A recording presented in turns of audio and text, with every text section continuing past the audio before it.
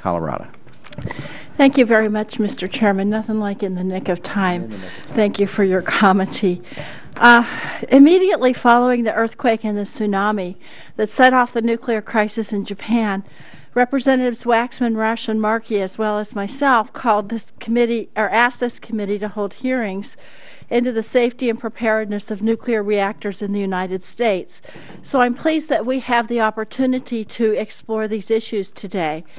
On March 16th, the committee heard testimony from the chairman of the Nuclear Regulatory Commission about how grave the situation in Japan was.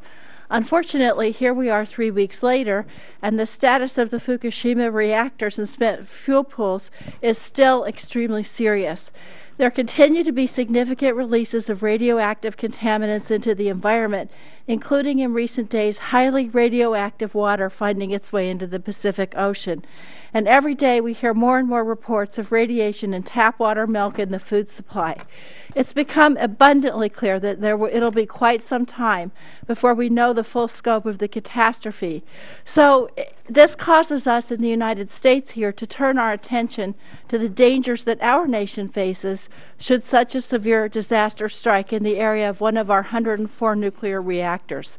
As part of that effort, the NRC has prepared a report which uses modeling and simulations to analyze potential consequences of severe reactor accidents that as of now are considered highly unlikely to occur, unfortunately, just like the one in Japan was. While I commend the NRC for taking the initiative to conduct this important analysis, the draft report raises grave concerns about our nation's preparedness to address reactor accidents. One of the two plants the NRC analyzed is the Peach Bottom GE Mark I boiling water reactor near Lancaster, Pennsylvania, co-owned by Exelon and PSEG. The Peach Bottom reactor has the same design as the Fukushima Daiichi reactors in Japan. In fact, in the United States, 35 boiling water reactors are operating, and 23 of these reactors were constructed with the same Mark I containment system as Fukushima. So this is a common reactor design in the United States. For the Peach Bottom boiling water reactor, NRC modeled two key scenarios involving the loss of power at the plant.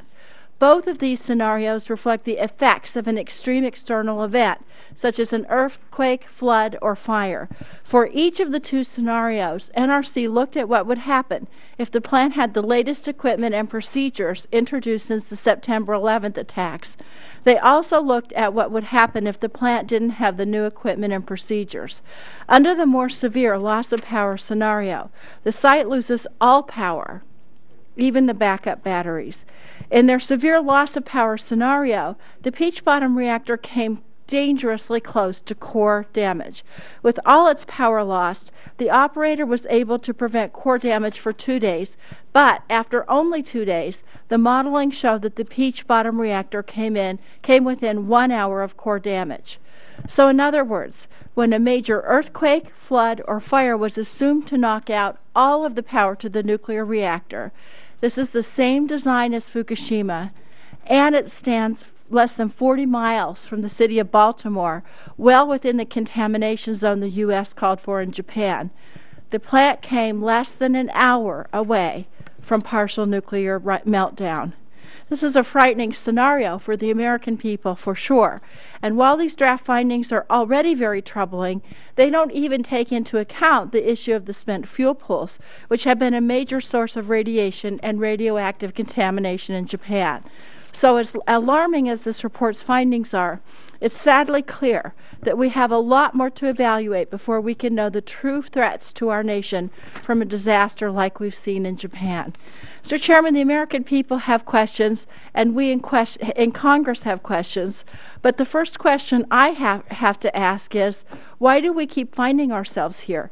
It seems that we say over and over again, don't worry, it's safe. And, oh, but that would never happen. But here we are again having these conversations.